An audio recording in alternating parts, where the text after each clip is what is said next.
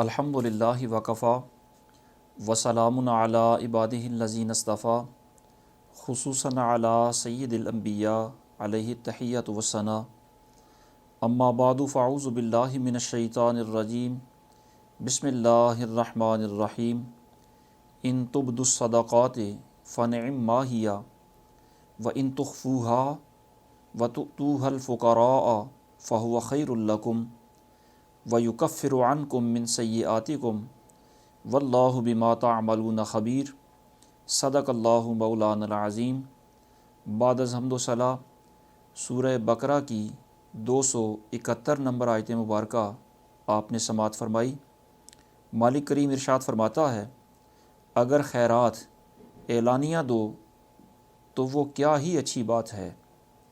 اور اگر چھپا کر فقیروں کو دو تو تمہارے لیے سب سے بہتر ہے، اور اس میں تمہارے کچھ گناہ گھٹیں گے، اور اللہ کو تمہارے کاموں کی خبر ہے۔ اس آیت مبارکہ کا مضمون یہ ہے کہ اگر صدقات و خیرات اعلانیہ دو تو بھی بہت اچھا ہے، بشرطے کہ ریاکاری نہ ہو، اور اگر چھپا کر دو تو وہ تو سب سے ہی اچھا ہے، یعنی وہ زیادہ افضل ہے، اور اس صدقہ و خیرات دینے میں تمہارے کچھ گناہ گھٹیں گے، تمہارے کاموں کی اللہ کو خبر ہے۔ اس آیت میں جو الفاظ استعمال ہوئے وہ ملاحظہ فرمائیں۔ ارشاد فرمایا ان تبدوا الصدقات، اگر تم ظاہر کر کے دو صدقے۔ یہاں ظاہر کرنے میں ایسا اظہار مراد ہے جس میں طلب شہرت اور ریاکاری نہ ہو، خلوص نیت سے بندہ صدقات ظاہر کر کے دے۔ اور صدقات اس کی حروفی اصلیہ صاد، داد اور قاف ہیں، اور اسی سے صدق بنا ہے۔ ان الفاظ کے حروف کے مجموعے میں صحت اور کمال ملحوظ ہوتا ہے ہمیشہ، اسی سے صادق بنتا ہے، اسی سے صدقہ بنتا ہے، اسی سے صدیق بنتا ہے۔ تو حصول ثواب اور قرب الہی کے لیے انسان اپنے مال سے جو نکالتا ہے اس کو صدقہ کہا جاتا ہے۔ تو اس آیت میں صدقات سے مراد نفلی صدقات بھی ہیں اور واجب صدقات بھی مراد ہیں، اور قرآن مجید میں اور احادیث طیبہ میں لفظ صدقہ کا اطلاق نفلی اور واجب ہر قسم کے صدقات پر ہوتا ہے۔ اس آیت کریمہ کے ضمن میں مفسرین نے جن مسائل شرعیہ کو بیان فرمایا ان میں سے پہلا مسئلہ تو یہ ہے کہ اچھی نیت اور اخلاص کی وجہ سے جو بھی صدقہ دیا جائے اور جو بھی خیرات کی جائے وہ اللہ کے ہاں مقبول ہوتی ہے، اور مالک کریم اس پر ثواب عطا فرماتا ہے۔ اور وہ جو صدقہ اور خیرات دیا جائے، خواہ وہ تھوڑی مقدار میں بندہ دے سکے یا زیادہ مقدار میں دیا جائے، اعلانیہ دیا جائے یا پوشیدہ دیا جائے، سب پر اللہ رب العالمین اجر و ثواب عطا فرماتا ہے، بشرطے کہ نمود و نمائش اور ریاکاری کے لیے وہ صدقہ و خیرات نہ کرے۔ اس واسطے کہ اگر لوگوں کو دکھانے کے لیے کرے گا تو ثواب سے محروم ہو جائے گا، اور اگر اللہ کی رضا کے لیے کرے گا تو مالک کریم اسے قبول بھی فرمائے گا، ثواب بھی عطا فرمائے گا۔ سرکار دو عالم صلی اللہ تعالیٰ علیہ وسلم کے فرمان کی روشنی میں عمل کا دار و مدار نیت پر ہوتا ہے۔ حضور نے فرمایا انما الاعمال بالنیات وانما لکل امرئ ما نویٰ، عملوں کا دار و مدار نیتوں پر ہے، اور ہر بندے کے لیے وہی کچھ ہوتا ہے جو اس نے نیت کی۔ اگر رب کی رضا کی نیت کی تو رب اپنی رضا عطا فرماتا ہے، ثواب بھی دیتا ہے، قبول بھی فرماتا ہے، اور اگر لوگوں کو دکھانے کے لیے کی تو لوگ دیکھ لیتے ہیں، ناموری اس کی ہو جاتی ہے۔ دوسرا مسئلہ اسی آیت کریمہ کے ضمن میں مفسرین نے یہ بیان فرمایا کہ جو صدقات واجب یا فرض ہوتے ہیں ان میں افضل یہ ہے کہ وہ اعلانیہ دے، اور جو صدقات نفلی ہوتے ہیں ان میں افضل یہ ہے کہ بندہ چھپا کر دے۔ اسی پر اجماع امت ہے۔ چونکہ فرض اور واجب صدقات کو اعلانیہ ادا کرنا افضل ہے، اور یہ اصول صرف صدقات کے بارے میں ہی نہیں، جتنی بھی عبادات فرض واجب ہوتی ہیں سب کے بارے میں ہے۔ یہی وجہ ہے کہ جو نمازیں فرض ہیں جیسے جمعہ، عیدین، اسی طرح جو چیزیں واجب ہیں، مثلاً جماعت ہے، اذان ہے واجب ہوتی ہے، اور جماعت کے لیے اقامت واجب ہوتی ہے، ان میں اعلان کرنا یہ افضل ہوتا ہے۔ یعنی نماز پڑھنی ہے، فرض نماز پڑھنی ہے تو لوگوں کے سامنے پڑھیں، مسجد میں جا کر پڑھیں، جماعت کے ساتھ پڑھیں، یعنی ان میں اظہار افضل ہے۔ اور جو عبادت نفل ہوتی ہے اس میں اخفاء، مخفی رکھنا، اس کو چھپانا، یہ افضل ہوتا ہے۔ یہی وجہ ہے کہ جو نفل نماز ہوتی ہے ان کے اندر جماعت ناپسندیدہ ہوتی ہے، مکروہ ہوتی ہے، کیونکہ وہ نفل عبادت ہے، اور جماعت کرائیں گے تو ظاہر ہے ہر بندے کو پتہ ہوگا کہ یہ کیا کر رہے ہیں، تو اس لیے اس میں اخفاء افضل ہے۔ اگر وہ جماعت کرائیں گے تو وہ اس کی افضلیت کے خلاف ہوگا۔ تیسرا مسئلہ اسی آیت کریمہ کے ضمن میں مفسرین نے یہ بیان فرمایا کہ جتنے بھی فرض اور واجب صدقات ہیں وہ فقراء کو ہی دیے جا سکتے ہیں، اغنیاء کو نہیں دیے جا سکتے، اور فقراء کو جو دیے جاتے ہیں یہ ان کے فقر کی وجہ سے، ان کی تنگ دستی اور محتاجی کی وجہ سے انہیں دیے جاتے ہیں۔ اور قرآن مجید نے جو مصارف زکوٰۃ بیان فرمائے ان میں سے مؤلفہ قلوب، چونکہ محتاج اور فقیر نہیں ہوتے اس لیے یہ صدقات واجبہ کا اب مصرف بھی نہیں ہیں۔ تو صدقات واجبہ صرف فقراء کو دیے جاتے ہیں اور ان کے فقر کی وجہ سے دیے جاتے ہیں، جبکہ نفلی صدقات اور نفلی خیرات یہ صرف اللہ رب العالمین کی رضا کے حصول کے لیے دیے جاتے ہیں۔ وہ جنہیں دیے جاتے ہیں انہیں ان کے فقر کی وجہ سے نہیں دیے جاتے، بلکہ انہیں اس لیے دیے جاتے ہیں کہ انہیں دیں گے تو اللہ رب العالمین ثواب دے گا،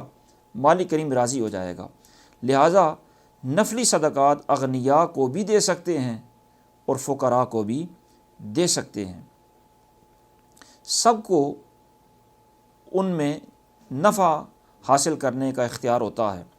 مثال کے طور پر جو قبرستان وقف ہوتا ہے یہ اللہ کی رضا کے لیے وقف کرنا یہ بھی تو ایک صدقہ ہے، تو اس قبرستان کے اندر اغنیاء کو بھی دفنایا جاتا ہے، فقراء کو بھی دفنایا جاتا ہے۔ مسجد جو بنائی جاتی ہے یار یہ اللہ کی رضا کے لیے اپنے مال کو خرچ کیا جاتا ہے، اور رضا الہی کی خاطر جو مال خرچ کیا جائے وہ صدقہ ہوتا ہے۔ تو اس مسجد کے اندر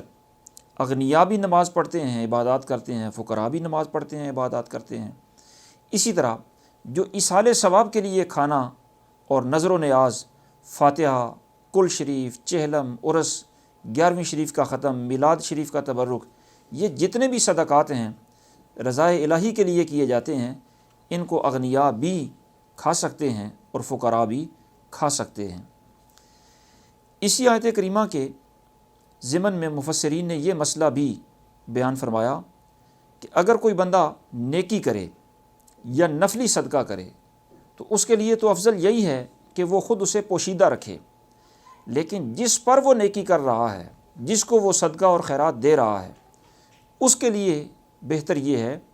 کہ وہ اس کا اظہار کرے، اس واسطے کہ وہ اگر ظاہر کرے گا تو اس میں دینے والے کی تعظیم ہے، دینے والے کا اعزاز ہے۔ اسی لیے کہا جاتا ہے کہ اپنی نیکی چھپاؤ اور دوسروں کی نیکی ظاہر کرو۔ اپنی نیکی چھپانے کے بارے میں سرکار نے بڑی فضیلت بیان فرمائی۔ نبی پاک صلی اللہ تعالیٰ علیہ وسلم نے ایک موقع پر ارشاد فرمایا کہ روز محشر جس دن کسی کو کوئی سایہ نہیں ملے گا، اس دن 7 قسم کے لوگ ایسے ہیں جنہیں اللہ رب العالمین اپنی رحمت کا سایہ عطا فرمائے گا۔ وہ 7 قسم کے لوگ کون سے ہیں؟ ان میں سے پہلا انصاف کرنے والا حاکم، دوسرا وہ جوان جس کی جوانی اللہ کی بندگی اور عبادت میں گزری ہو، تیسرا وہ شخص جس کا دل مسجد سے نکلنے کے بعد بھی دوبارہ مسجد میں آنے تک مسجد کی طرف ہی جو ہے وہ متوجہ رہے اور مسجد کے ساتھ ہی وہ متعلق رہے، یعنی مسجد کے ساتھ اسے پیار اتنا ہے کہ وہ مسجد سے نکل کر اپنے گھر گیا ہے تو دوبارہ واپس آنے تک اس کو مسجد میں دوبارہ جانے کی فکر ہے۔ چوتھا وہ آدمی، وہ 2 بندے جو اللہ کی رضا کے لیے ایک دوسرے سے محبت کرتے ہیں، اسی کی رضا کے لیے ملتے ہیں، اکٹھے ہوتے ہیں، اور اسی کی رضا کے لیے ایک دوسرے سے علیحدہ ہوتے ہیں، اپنے اپنے کام کاج کی طرف جاتے ہیں۔ پانچواں، وہ بندہ جو تنہائی میں اللہ کو یاد کرتا ہے اور اس کی آنکھوں سے آنسو نکل آتے ہیں۔ اور چھٹا، وہ بندہ جس کو کوئی بڑے حسب والی یا خوبصورت عورت اپنی طرف گناہ کے لیے بلاتی ہے اور وہ اس کی طرف نہیں جاتا اور کہتا ہے کہ میں اللہ سے ڈرتا ہوں۔ اور ساتواں، وہ شخص جو اللہ کی راہ میں کچھ دیتا ہے اور اتنا چھپا کے دیتا ہے کہ دائیں ہاتھ سے دیتا ہے تو بائیں ہاتھ کو بھی معلوم نہیں ہوتا کہ دائیں ہاتھ نے کیا دیا ہے۔ تو یہ چھپا کر صدقہ دینے کی سرکار نے فضیلت بیان فرمائی کہ قیامت والے دن مالک کریم اس کو اپنے سایہ رحمت میں رکھے گا۔ اور پھر ایک موقع پر نبی پاک صلی اللہ تعالیٰ علیہ وسلم نے ارشاد فرمایا، صدقۃ السر تطفئ غضب الرب، کہ پوشیدہ طور پر صدقہ دینا یہ اللہ کے غضب کو ٹھنڈا کر جاتا ہے۔ اس سے مالک کریم راضی بھی ہوتا ہے، ثواب بھی دیتا ہے، مالک کا غضب بھی اس سے ٹھنڈا ہوتا ہے۔ اور پھر رب العالمین ارشاد فرماتا ہے کہ تم صدقے اعلانیہ دو یا انہیں چھپا کر دو، بہر صورت مالک کریم کی بارگاہ میں وہ قبول ہوتے ہیں۔ اور پھر فرمایا وَيُكَفِّرْ عَنْكُم مِّن سَيِّئَاتِكُم، ان صدقات کے دینے سے تمہارے کچھ گناہ گھٹ جاتے ہیں، وہ گناہ مٹ جاتے ہیں اور مالک کریم وہ گناہ معاف کر دیتا ہے۔ اس کا مطلب یہ ہے کہ جو صدقات ہوتے ہیں یہ صغیرہ گناہوں کا کفارہ بن جاتے ہیں، اس لیے گناہوں کی معافی کے لیے کثرت سے صدقہ دینا چاہیے، اور جو کبیرہ گناہ ہوتے ہیں ان کی معافی کے لیے توبہ کرنا پڑتی ہے۔ اور یہاں قرآن مجید نے بڑا پیارا انداز اختیار فرمایا، ارشاد فرمایا کہ اعلانیہ دو تو بھی بہت اچھا ہے، اور چھپا کر دو تو وہ تو سب سے ہی اچھا ہے۔ اس کا مطلب یہ ہے کہ جو اعلانیہ کوئی بندہ نیکی کر رہا ہو وہ ضروری نہیں ہے کہ ریاکار ہو، اور اس کا عکس کہ جو چھپ کر نیکی کر رہا ہو یہ بھی ضروری نہیں ہے کہ وہ مخلص ہی ہو، ممکن ہے اس کے کوئی اندرون خانہ مذموم مقاصد ہوں۔ اس لیے کسی کے اعلانیہ کسی عمل یا کسی کے مخفی کسی عمل کی بنا پر اس کے اخلاص کا فیصلہ نہیں کیا جاتا، بلکہ اخلاص کے معاملے اس کے اپنے دل کے ساتھ تعلق رکھتے ہیں۔